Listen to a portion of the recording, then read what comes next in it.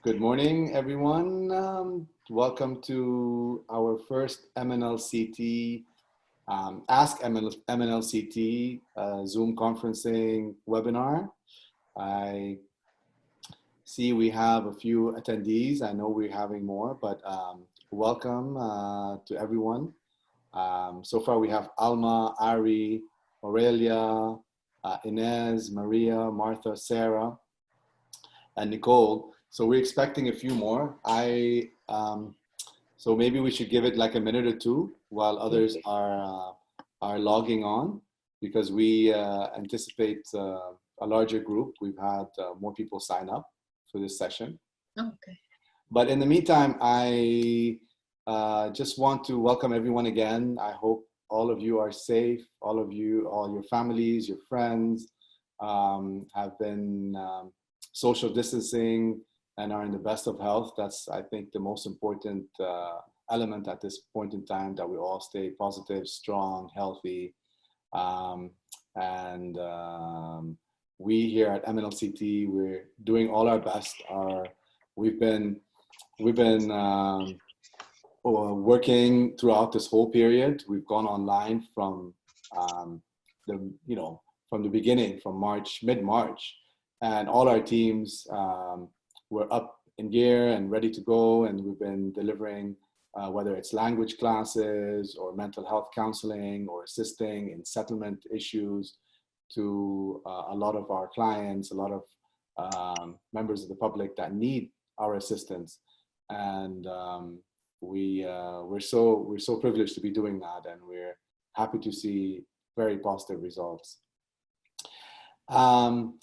Anyway, so let me start, I think, as people are logging on, and let me give you a brief introduction why we launched this. So COVID-19 obviously has affected each one of us in different ways. Some have been affected more than others, obviously on a physical level, but on a mental level, we've all been affected. We've all at least know someone, or have been listening to the news, and whether our work has been affected, our social life. So there's been a lot of questions that are being raised along the way. And we here today, our expert panelists from our center will be answering all your questions regarding settlement issues, how to navigate this process from a social standpoint. If you lost your employment and you don't know what to do, how can you access certain funds or help or support if you need help in shelter. So all those questions, sometimes you don't have it's very difficult to get the answers to with so much information out there. And we're here prepared to answer all your queries. So I'm going to go ahead and start introducing the team. And by the way, this is, as I mentioned earlier, for those of you who just logged on, this is our first webinar. It's going to be part of a series of weekly webinars that is supported by question and answers that are on our website. So if you go to www.mnlct.org/askmnlct, you will see those questions on a weekly, every Friday. So every week it will be a different topic. And this week it's about COVID-19 and it's how it's affected us. So let me start by introducing our panel.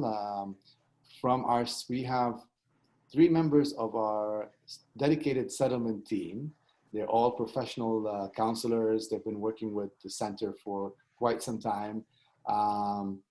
And they all have excellent knowledge about government programs, services available to newcomers and immigrants to this country.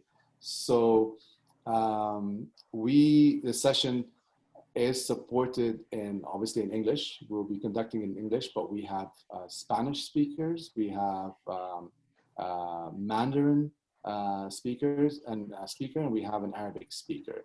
So English, Arabic, Mandarin, and Spanish are all supported today. So if you want to ask a question or discuss something in your own language, one of those 4 languages, please feel free to do so.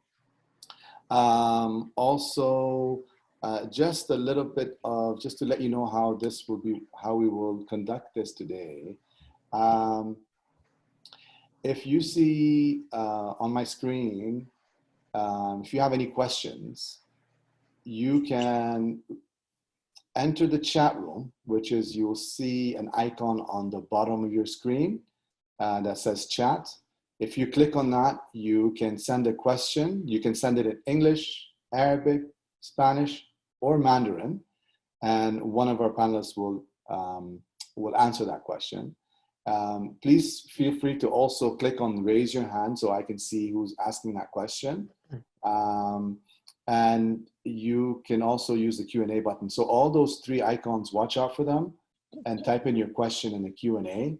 Raise your hand as well so I can see who asked that question, and we will unmute. You'll see that you've been muted. So I will unmute so you can also speak to our panelists. So if there's any questions, just feel free to at any point, just type it in at the chat. So first, from our settlement team, we have three wonderful colleagues. Ling Zhu speaks Mandarin as well as English, so I'm going to introduce her first. So Ling, go ahead. Good morning to you. Ni hao. Ni hao. I'm Ling Zhu. I'm a settlement worker at the Mennonite New Life Center. I'm from China. 我叫朱玲玲，我是在新生活服务中心的社工，我来自于中国，我能说普通话。如果大家有什么问题的话，尽可以问我。谢谢 ，Thank you. Thank you very much, Ling. Our second settlement panelist from our settlement team is Natalia Rodriguez. Natalia speaks Spanish as well as English fluently, so I'm going to hand over the floor to her. Buenos días. Buenos días. Good morning, everyone. Buenos días a todos. My name is Natalia. I am from Montevideo, Uruguay. I am a settlement worker at Mennonite New Life Center since 2017. Mi nombre es Natalia, soy de Montevideo, Uruguay. He trabajado en el Centro Menonita desde 2014 en el programa de salud mental y desde el 2017 estoy trabajando como trabajadora de asentamiento. Soy licenciada en Psicología de Uruguay y aquí en Toronto, Canadá, estudié trabajo social, servicio social y estoy trabajando en el equipo de asentamiento, perdón, como les dije, desde el 2017. Espero poder responder a sus preguntas que están relacionadas con asentamiento y bueno, es un gusto estar aquí con ustedes compartiendo este espacio. Que tengan un buen día. Muchas gracias, Natalia. Thank you for that. We have from our settlement team, an Arabic speaking colleague. Her name is Bisan Swaidan, and has also been with our center. Bisan, sabah al-khair, Harik Said. Sabah al-khair. Good morning, everyone. My name is Bisan, and I'm from Lebanon. I have been working for the Mennonite New Life Center for the past 3 years, since October 2017. صباح الخير للكل. اسمي بيسان سويدان. أنا صار لي بالمينونايت تقريبا من 2017. عم ساعد مع التيم لإلي مع السيتلمنت تيم لحتى ساعد كل القادمين الجدد على البلد بكل القضايا اللي هن بحاجة لها لأول فترة من وصولهم لكندا.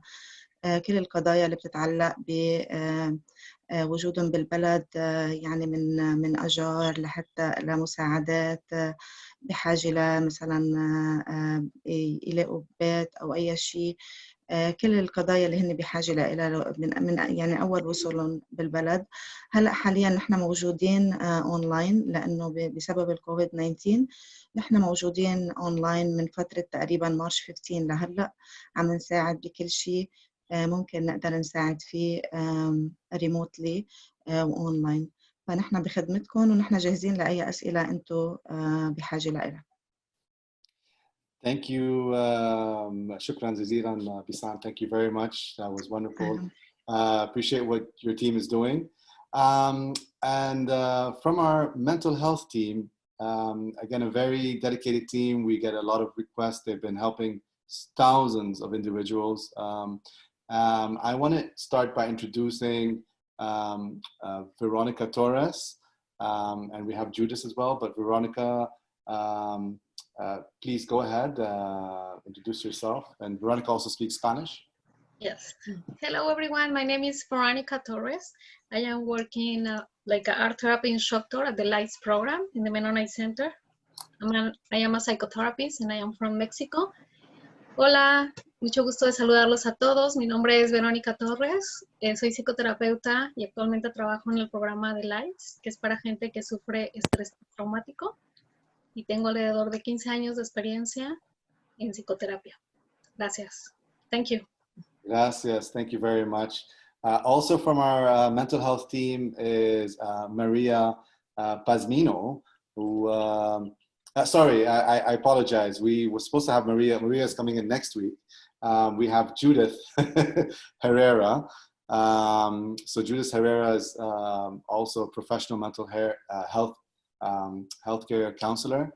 And I'll hand over the floor to you, Judith. Thank you. Okay. Good morning, everyone. I'm delighted to be part of this new initiative here at the center. I am a mental health counselor, a wellness clinician, as well as a group facilitator in English groups as part of the emotional support we offer to the participants. I have a bachelor's degree in psychology and also a community social services diploma. And okay, we will be covering different topics during different sessions. So, okay, buenos días. Mi nombre es Judith Herrera, soy psicóloga de Argentina. Estoy encantada de participar en este foro y, bueno, esperamos poder ser de gran ayuda en este momento que estamos transitando todos. Así que, bueno, bienvenidos. Thank you, Judith. Thank you very much for that. Thank you all for coming today again. I've seen more attendees have joined since we launched. Again, I just want to remind you, if anyone has a question, just click on that Q&A icon at the bottom of your screen, on your Zoom screen, and feel free to type in any of those 4 languages. I have a question. I want to kickstart this. Which is a very common one. And I want to start with our settlement team. And Natalia, if you don't mind answering this, tell me more about, we've been getting a lot of questions about the CERB, which is the benefits that the government has been allocated to individuals who've either lost their jobs or what have you. So this is the Canada Emergency Response Benefit. So do you, if you can give us a little bit more information, what are the latest updates and what, who can apply for this and how can we apply? Okay.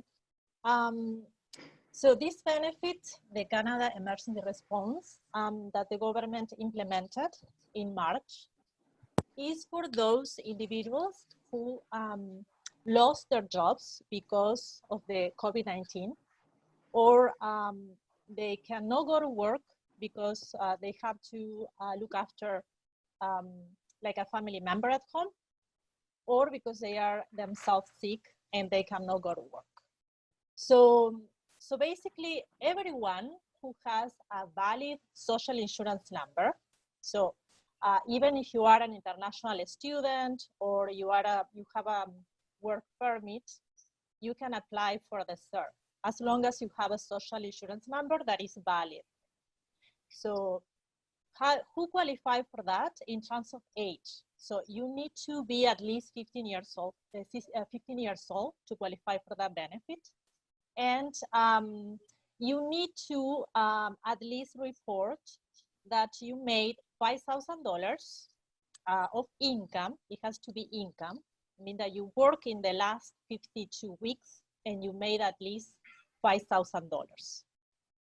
Now, if you lost part of your income, let's say that you were making like a certain income and now you are only making $1,000, you can still apply for the CERB. If you make more than $1,000, you can't. But if you make less than $1,000, up to $1,000, you can apply for the benefit. So in terms of what the requirements, what the documents that the government is asking at this moment, the government is not asking for any documents at this moment. You need to have a valid social insurance number. You need to provide with your date of birth, and you need to have an address. You need to reside in Canada. Another thing that is very important to understand, that in terms of those $5,000 that is required for you if you made in the past, it can maybe the $5,000 is an income that you made in another country, not necessarily in Canada. Okay, that's very important because some people they just arrived in Canada, let's say a few months ago, and they were working and they have to stop working because of the COVID-19.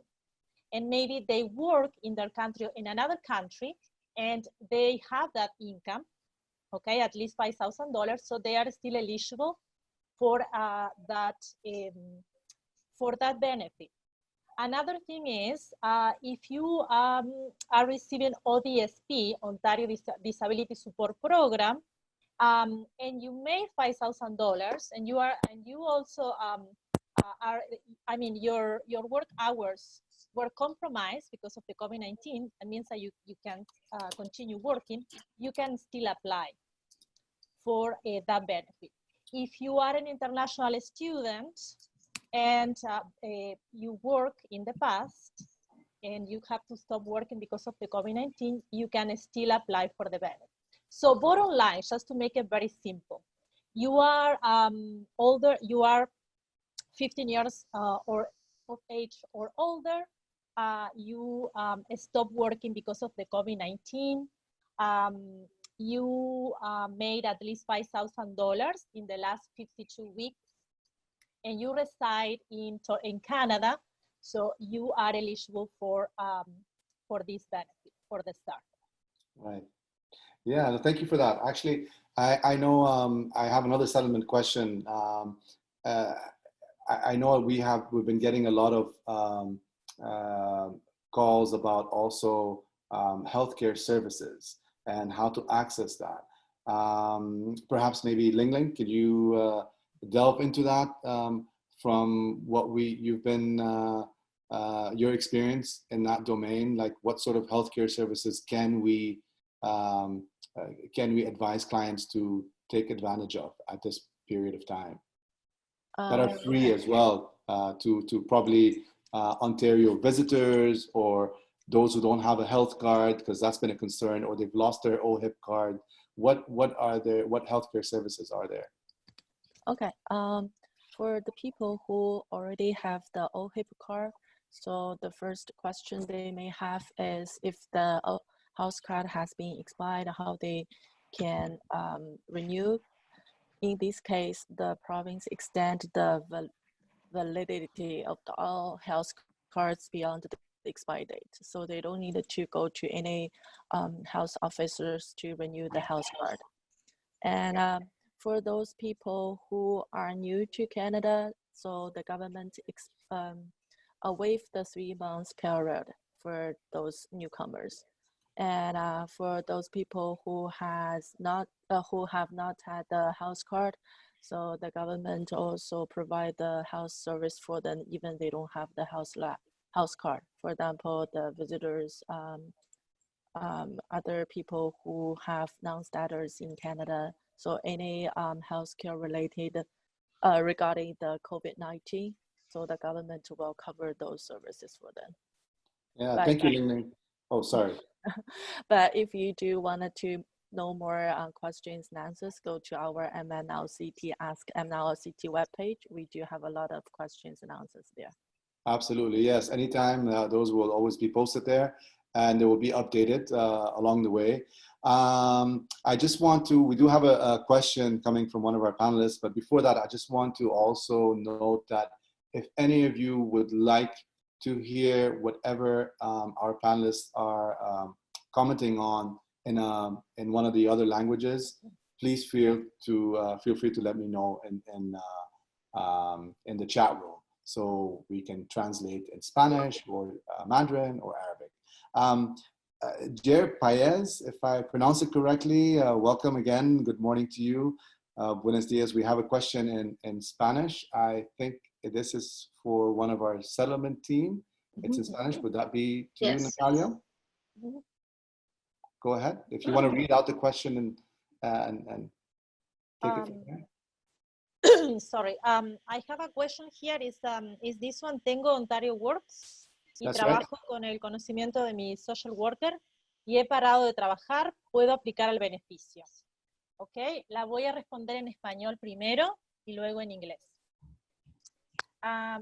Sí, si la persona estuvo recibiendo Ontario Works y estuvo trabajando, ok, entonces si dejó de trabajar porque su trabajo está afectado por esta pandemia, entonces la persona sí puede aplicar por el beneficio, ¿ok?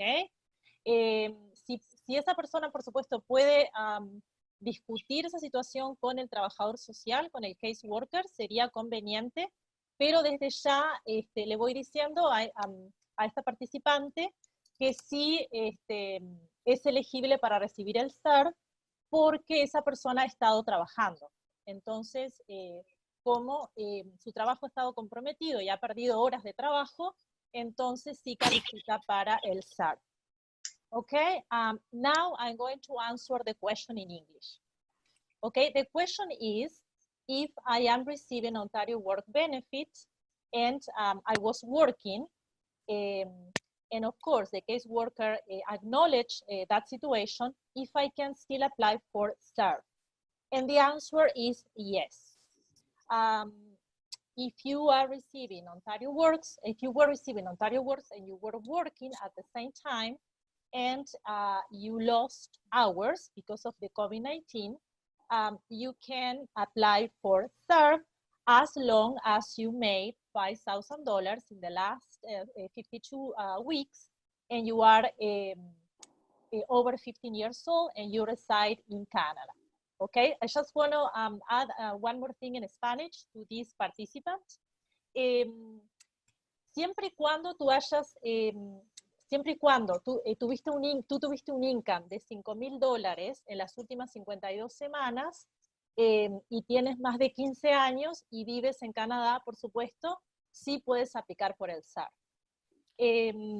So it's very important that you understand that everyone, regardless of the benefit that they are receiving, either ODSP or Ontario Works, if they were working at the same time and they lost income because of the COVID-19 and they made $5,000 in the last 52 weeks, you are entitled to receive the benefit.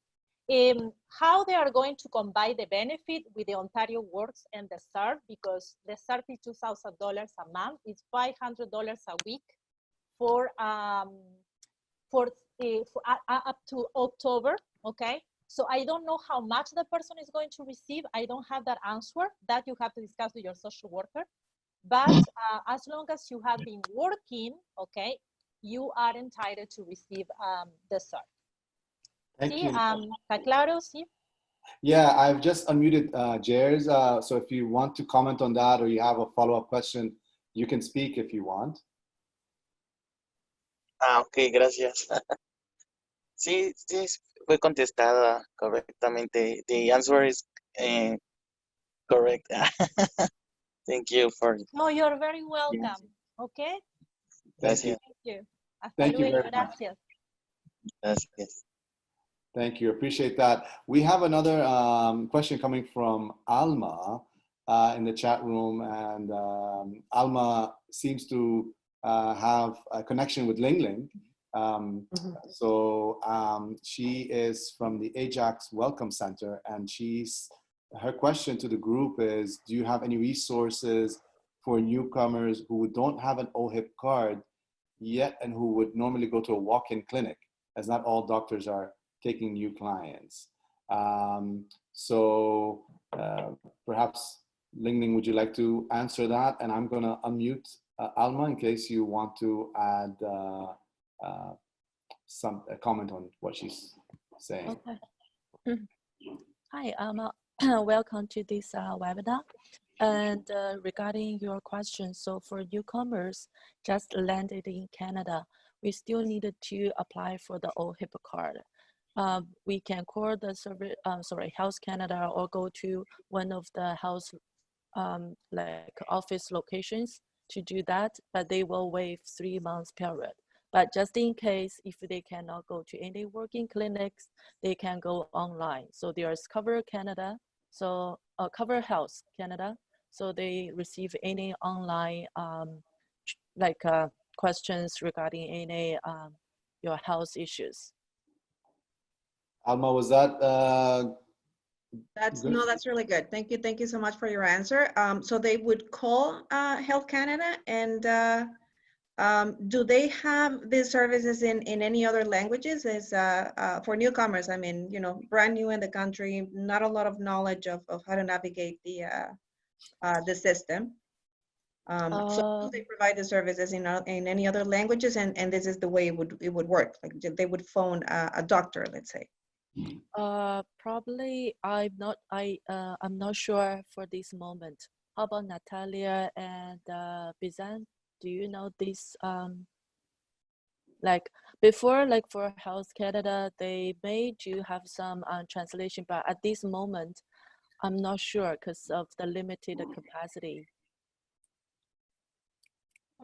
If you allow me, regarding giving like regular advice, just an advice, there's a lot of websites that we can probably post later on our website that you can, that clients can go to and can get like an advice from a doctor. It would be online. Okay, It would be so like an online service. So yeah, if yeah, so in the case of the center, if any resources could be shared, that would be fantastic, especially in, you know, Yeah. seeing that there's all these different languages. Then this is a website that we could direct clients to get some more information, not just for this, but also for mental health. We're seeing a lot of you know, overwhelmed you know, people, that newcomers in the country who haven't had a chance to even getting to know the country. So sharing those resources are really appreciated. Alma, we do have your email, so we will give you the emails regarding all the, you know, relevant resources. Thank you so much. And you can always, for everyone participating, you can always email us directly at any time. So just go to mnlct.org. Our details are there, and you know, we can direct you to any of our you know, speakers today. You mentioned mental health, and I want to. We have a lot of also questions for the mental health team. They've been working so hard ever since COVID-19 outbreak. So we all know a lot of people are stressed because of the lockdown and what have you. One common question is, how do you cope with the family as much as you love them? Because, you know, we take our loved ones for granted, they say. How do you cope with them while in quarantine? I think it's a very fundamental question that we know we may overlook. So I would like to address that to the group, and I think I will learn something from that too today. So I don't, Judith, if you can start with that. Yes, sure. Well, first of all, I would like to highlight the word compassion, because first of all, we need to be self-compassion, to be able to be compassion to others who are sharing the space with us. So if we are sharing the space with children, we need to be mindful that their brains are not wired to self-regulate until they are 25 years old. So until that age, they need us to help them co-regulate. So we need first to work on ourselves, and that's why mental health, as much as physical health at these times, is critical. We need to take care of mental health so we can be compassionate to whoever is sharing the space with us. And that's how we need to work in enhancing the window of tolerance. That means that window that we can handle, that means the skills we have to handle things, so we don't feel either overwhelmed or shut down, right? So in order to do that, we need to make sure we have time with our families, or if we are by ourselves, to make sure to make time to feel better and focus on our emotional well-being. We can do that, of course. Veronica will help us later to learn how to breathe and make sure we breathe in a way to calm ourselves. And that's key, right? Not only that, we need to make sure that we keep in touch with people we care, and outside of we can do that using technology devices. So because social distancing doesn't mean we have to sacrifice all of our social and emotional needs during a quarantine. So I don't know, Veronica, if you want to add something. Lo tengo que decir, so I have to translate what I said in Spanish, right? A little bit. Not necessarily, unless someone wants us to translate, you can raise your hand. But I just we do have a question coming in Arabic, but before that, I want to just, Sarah, I'll come to you in a second. I just want Veronica to just add a few more tips, because you work closely again with clients, and coping during quarantine is a big topic at the moment. What other tips can you give probably parents with kids that are at home and need help staying entertained, staying positive, and from a mental standpoint, physical standpoint, emotional? Yeah, so hello. So they can do a project together, talk about the positive memories. They can do a collage with different pictures, but everything focused on the positive. Also, they can practice together the mindfulness techniques or the breathing techniques. Try to make a schedule, and every day have at least 10 minutes to work on ourselves and regulate their emotions. Yeah, thank you for that. We'll come back to you with more questions in a bit, but we have a question from Sarah Said. Sarah, welcome. Shukran كتير سؤالك. I will ask Bisan to take this over, and you can maybe read the question, answer her in Arabic, and then go from there, please. اوكي، مرحبا سارة. السؤال بيقول أنا عندي سؤال. ابني عمره 19 سنة، والسنة الماضية اشتغل بالصيف، وكان موعود إنه يبلش شغل هيدي السنة، بس ما كان عامل $5,000. السؤال هو هل بحق له يقدم على CERB؟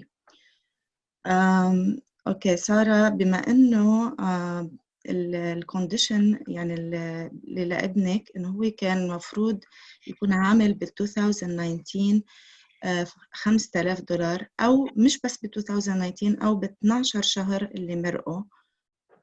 العمر بيطبق عليه، اكيد هو عايش بكندا كمان هيدا الشيء بيطبق عليه، بس بما انه ما عمل 5000 بال 2019 او اكثر، أو ما عمل 5000 ب 12 شهر اللي مرقوا، فما بحق له يقدم على CERB.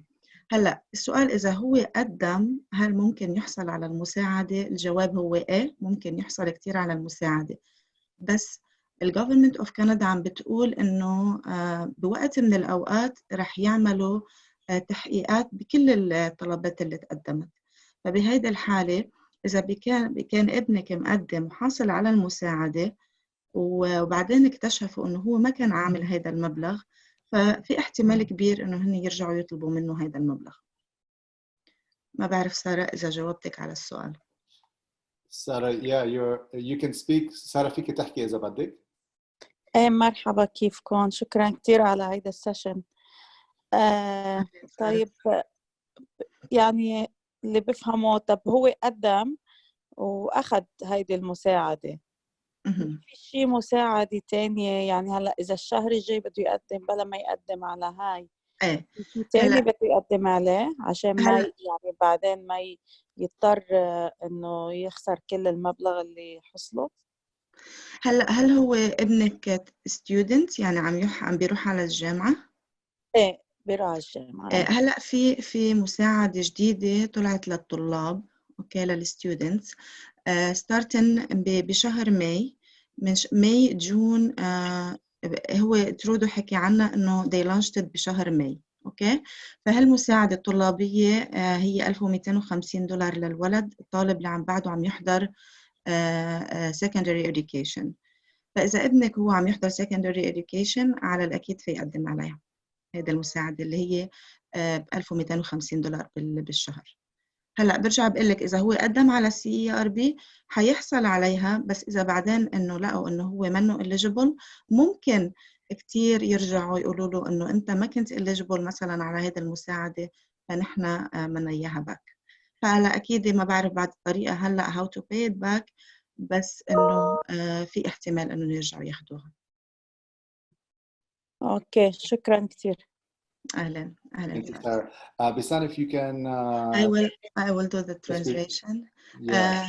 The question that Sarah had is she had a child. She has a son that's 19 years old, and she's saying that he worked in the summer and he was promised to have a job soon, but he didn't start his job.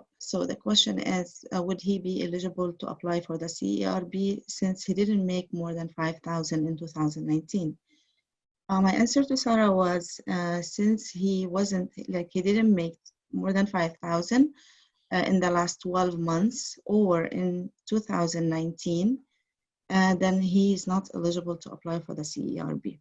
He is eligible since he's a student right now. I advise Sarah that her son applies for the student benefit that was launched lately by our Prime Minister.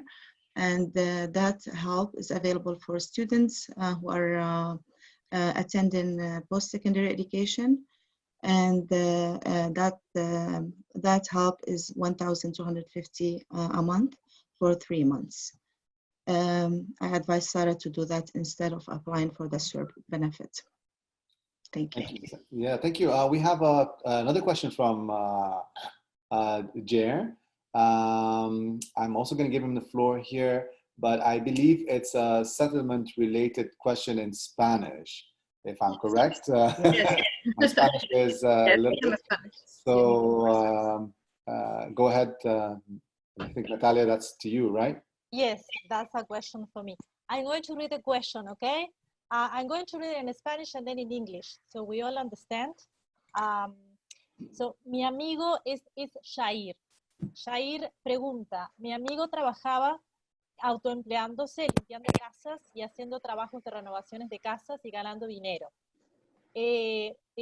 Dinero cash. Tiene estatus en Canadá y tuvo que parar de trabajar por el COVID-19, pero él todavía no reporta el cash con Revenue Canada, ya que lo iba a reportar en estos meses cuando hiciera sus taxes.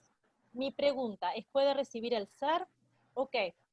I'm going to translate in English. So the question that Jair has is, so his friend was working cleaning houses and doing renovation type of job, and he or she was making cash. She or he has a status in Canada, but had to stop working because of the COVID-19. He or she hasn't filed her or his taxes yet. The question is she or he available, eligible to receive a SERB? Okay, my answer in Spanish first. Jair, sí. Tu amigo que trabajaba limpiando casas o haciendo renovaciones y que tiene estatus en Canadá, si él ganó por lo menos $5,000 en los últimos, en el 2019 o en las últimas 52 semanas, es elegible para recibir el SAR. Lo que va a suceder es que cuando él reporte, digamos, cuando él haga el reporte, cuando él haga la aplicación, ¿no? Si la hace por teléfono, porque la puede hacer por teléfono, hay un número de teléfono que se puede hacer La aplicación es muy sencilla, son 5 minutos, te preguntan cuál es tu Social Insurance Number, te preguntan cuál es tu fecha de nacimiento y tu código postal. Entonces, tú tienes que hacer una declaración y decir que tú estás diciendo la verdad, ¿ok? Y digamos que ellos toman esa información como válida. Pero ¿qué pasa? En el 2020, ¿ok? Cuando tu amigo haga los impuestos, o cuando los haga del 2019, si no los hizo, o todos los impuestos que tiene que hacer que no los ha hecho, él va a tener que reportar que por lo menos hizo $5.000, porque si no hay una contradicción en la información, ¿verdad? Entonces, no importa que no haya hecho los taxes hasta el momento, siempre y cuando los haga en el futuro. O sea, yo diría que los haga desde ahora, ¿ok? Para que Canada Revenue Agency ya tenga esa información y que no haya contradicciones. Porque por el momento, como les decía, Canada Revenue Agency no está solicitando ningún documento, ¿ok? Ninguna prueba de la persona que aplica, simplemente cree en la palabra de la persona. O sea, cualquier persona puede llamar por teléfono ahora, aunque no sea elegible, y decir, sí, yo doy el Social Insurance Number, yo doy mi fecha de nacimiento y mi código postal, y ya recibo, digamos, el cheque, ¿verdad? Con los $2.000, que son $500 por semana, pero recibo un cheque de $2.000. Pero ¿qué pasa? Después, Canada Revenue Agency va a hacer las averiguaciones, ¿ok? No sabemos cómo ni cuándo, pero las va a hacer. Entonces, es conveniente que la persona que aplica por SER, que nunca ha hecho los taxes, los haga para tenerlos al día y para tener, digamos, una prueba de que hizo los $5.000. ¿Ok? Ahí respondo a tu pregunta. Sí, sí, muchas gracias, sí, es correcto. Muchísimas gracias. No, por nada, estoy a las órdenes. Is it necessary to answer the question in English? Yes, right? Sí. No, bueno, como tú gustes. Okay. Yes. Briefly, in English. So for those applicants who haven't filed the taxes, okay, and they have been working, and they should file the taxes as soon as possible, because if they report that they made at least $5,000 in the last 52 weeks or in 2019 in order to receive the SER, they have to prove that, right, in the future, because now Canada Revenue Agency is not asking for any particular document. So they just believe that the information the applicant is providing is true, is genuine. But eventually, Canada Revenue Agency is going to do the all the investigations per se, and the applicant needs to show, not now, but in the future. So my advice is not my advice, but it's common sense that you can't have all your taxes, you know, in order, file, so you can prove that you actually made those $5,000, so you qualify for the SER. So even if you do not even if you haven't applied your taxes, and if you have been working cash, please apply for the SER, because as long as you made $5,000, you are eligible. So you do not stop applying for SER because you have been working cash, okay? Because you are still eligible. Yeah, thank you so much for that question. That's very important. I think this the funding, the support is quite critical at this point. So I hope whoever needs it does take advantage of that. Any questions? Again, we're here to support. I just want to comment on a point that Lingling made to Alma and everyone else in the group about OHIP coverage. Again, there are walk-in clinics online, so they're digital clinics online that maybe most of us aren't aware of. So typically, if you have an OHIP card, this is for Ontario residents, of course. If you have an OHIP card, you're eligible to use that. But at this period of time, if you don't have an OHIP card, if you're a visitor, anyone in Ontario can access these walk-in clinics. I used this actually last week. My daughter fell. I got a bit over concerned, so I went online, typed it in. Obviously, I called the pharmacist first to see what to do, and she fell off her bike, scratched her face. Anyway, so, and then they mentioned this website called cover.health. So it's part of Ontario's telemedicine. which is a growing industry at the moment. And all I had to do was just go online. Now I have an OHIP card, but you don't need one. You just take an appointment, you click on a button, it's very easy. And within an hour, I think even maybe 40 minutes, they had called me. And it was a doctor. It was an actual medical doctor. And she did the diagnosis online. They can even write out prescriptions. If your prescriptions are, you need new prescriptions, they can do that as well. So again, those, all those website links and those information, I know it's kind of overwhelming for us to just say that. They are on our website page. I'm going to put that in the chat room as we speak at the end of this session. So if there's any links you want to go to that you missed during this session, you just can go to our COVID-19 questions, our Ask MNLCT COVID-19, and there's a lot of links and answers and more details of what you can do to navigate this period. I just want to raise a question to our mental health team. I know we're getting a lot of inquiries on settlement, but I want to ask you, Judith or Veronica, whoever wants to answer this, what do you feel is the most critical thing at the moment from on an individual level as well as a macro level? Now, if this situation carries on for a while, people are speculating that it might take months.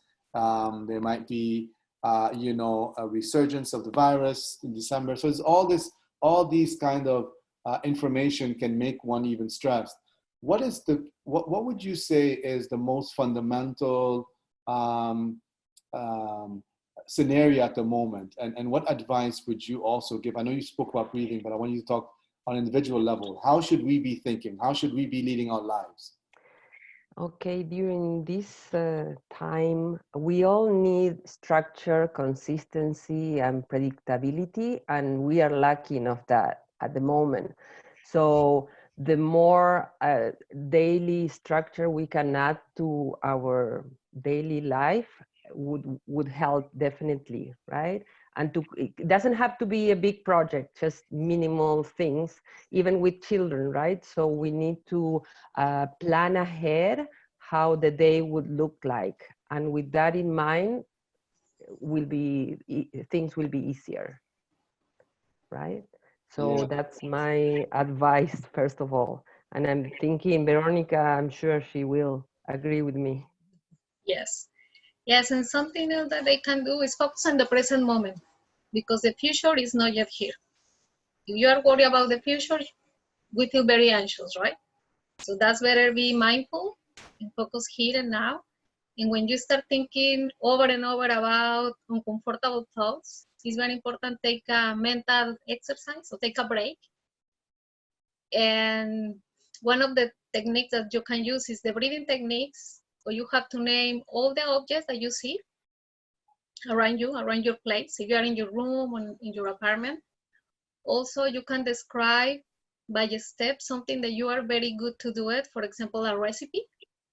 And you have to think about step by step, step 1, 2, and 3. And this kind of techniques help you to grounding, right, to the present moment.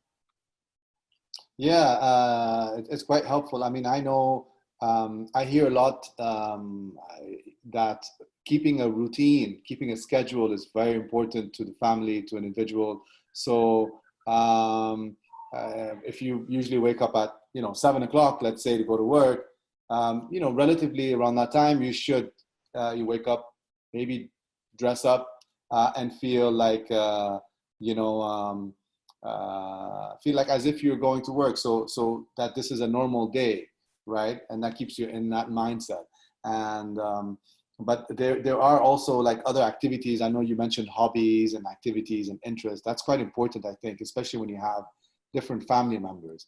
Are you seeing more kind of, from your experience and talking to clients, are you seeing more kind of harmony within families, or are you kind of seeing disengagement at this period?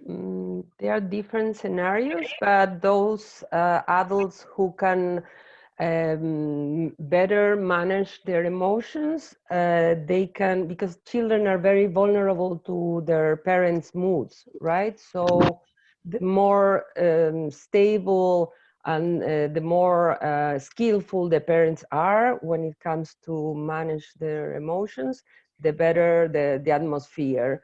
And if they plan, as I said, ahead of time, not only related activities with homework, not only that, but children also need to have leisure time planned ahead of time. So they know from 2 to 4, they are free to choose the activity. That also helps, so they know, and for everything. So I think, what do you think, Veronica? Well, as long as the adults are engaged in their emotional well-being, they can parent and have a good atmosphere, engaging in activities when they don't have time, they can, right? Like Veronica said, let's cook something together, let's build something together, let's play board games. So they have more free time, so the more stable they are, they can enjoy this time. Yeah, thank you. I want to give the floor to Alma. She just raised her hand. I think she has a question. Alma, your mic is unmuted. Go ahead. Alma, Miss Alma. Yeah, sorry. Yeah. I was muted. Actually, now that you're talking about mental health and tips on that, because I deal with newcomers, like I said, I'm the facilitator for job search for newcomers. A lot of them don't have support, those supports, that are needed for something like this, especially when it comes to mental health. I'm specifically thinking of a case where the person she's a single mom and she has 3 children. One of the children has special needs and excuse me, she lives in a basement apartment.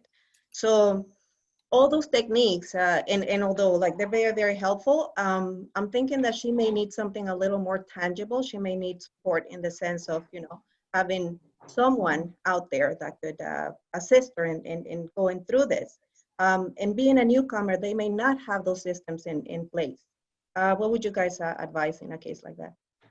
Maybe Ling Ling, you can, is that to you or? I think this more like related to the mental health, right? Yeah.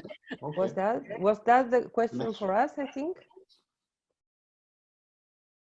I'm not sure. Yeah, I'm thinking it's more of a mental health wellness issue. Again, having something a little more tangible in place where she could use those techniques, breathe in and not trying not to feel overwhelmed, but having something outside. I know that there's groups like caremongers, calling people just to kind of talk and deal with the situation as best as they can.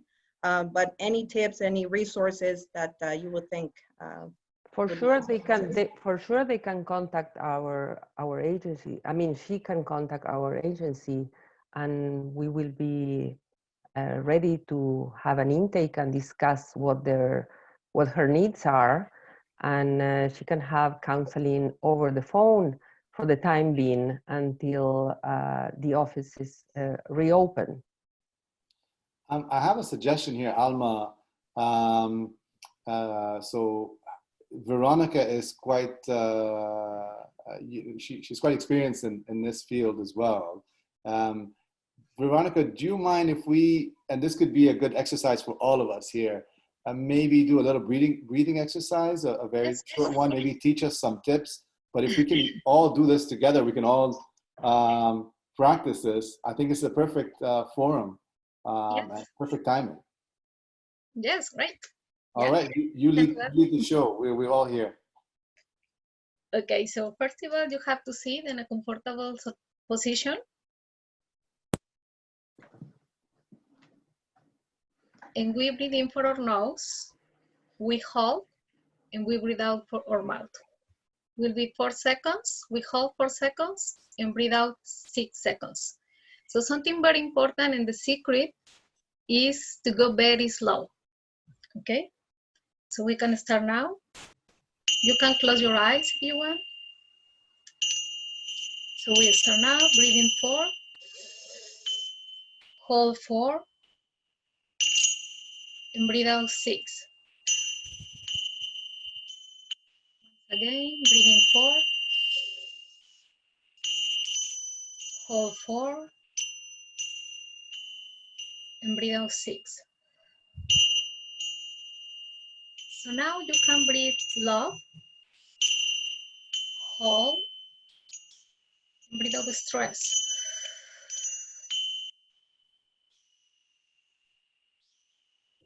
Breathe in love, hold, and breathe out tension.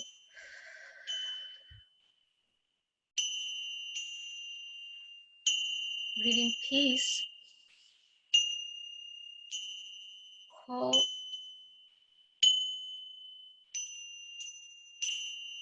and breathe out stress.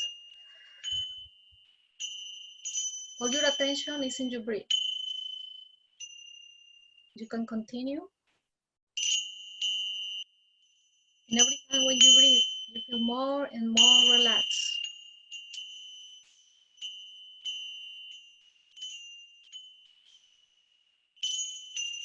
Every time that you breathe,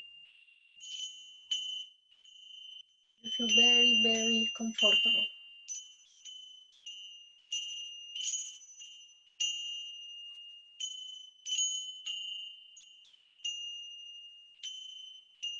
Breathing 4, hold,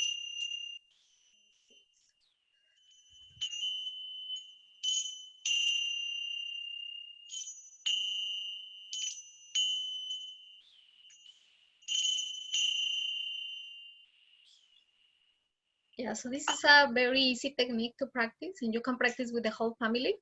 Breathing 4 for your nose, hold 4, and breathe out 6. Have to be very slow. That is amazing. Thank you so much. You're welcome. I know you have more of that. Obviously, this is a very short version, but Yes, because have to be 5 minutes, 5 to 6 minutes. 5 minutes. So that's nothing. I mean, 5 minutes of our 24-hour day. If you can find anyone, all of us, we can find some time. Go to your room. Yeah, I think that's quite good. If you do that, maybe more than once a day. Alma, what do you think of that exercise? You think you'll be taking that up? That's actually very helpful. Thank you. Thank you for sharing. You're welcome. You're welcome. I don't know if we have any more questions, but I wanted to, we're nearing the end.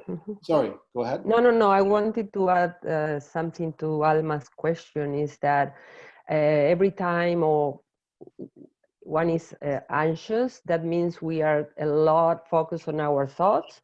So we need to connect with our body. And that's what Veronica was doing. So one good technique is the breathing, and also there are a lot of exercises, let's say with a tennis ball, just simple exercises this single mom can be doing with her children together, right? With the tennis ball, just roll the ball, and that contact with the body will make the kids less anxious. And there are many other physical exercises like, put the hands together and then press them and then release. All that will release a lot of stress. So it doesn't matter if they are all in a basement. There are many things they can do on the floor that can release the stress. That's right. Alma, did you have anything after your hand was raised? Was there anything else that you wanted to comment on? No. That was actually very helpful information. I'll be sharing that information with her. Thanks. Thank you. I'm glad you brought that question up, and thank you again.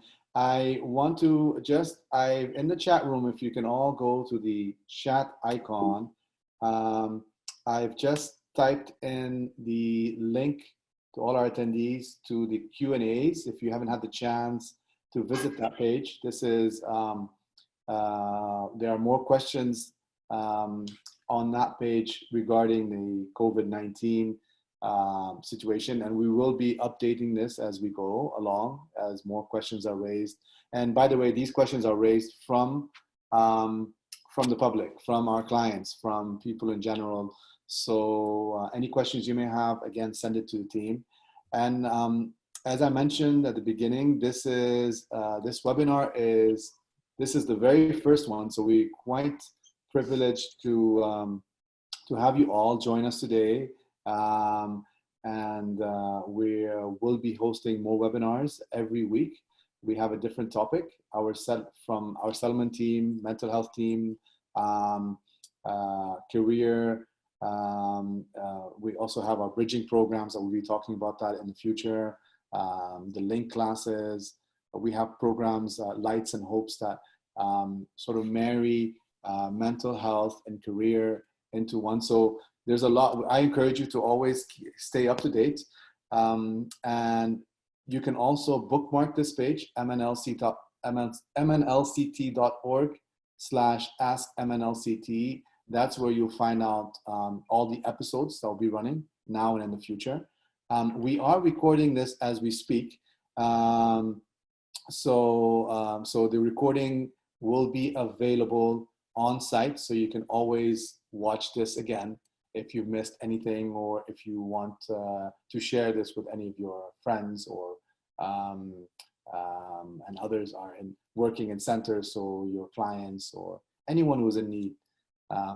Again, I thank you all for joining us today. Thank you for making the time. I hope you all stay healthy, stay safe, stay positive, do those breathing exercises, and we're here for you at the end of the day. Thank you so much.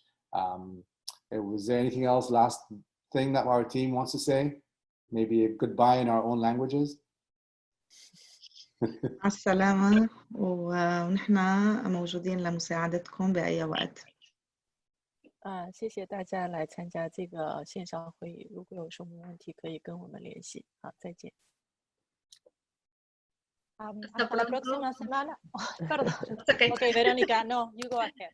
Okay. Muchas gracias a todos y nos vemos la próxima vez. Muchas gracias. Hasta la próxima semana y que tengan un excelente día. Hasta pronto y nos vemos el otro jueves. Thank you, everyone. Have a good day and stay healthy. All the best. See you next week. Bye-bye. Thank you. Thank you. Bye-bye. Bye. Bye.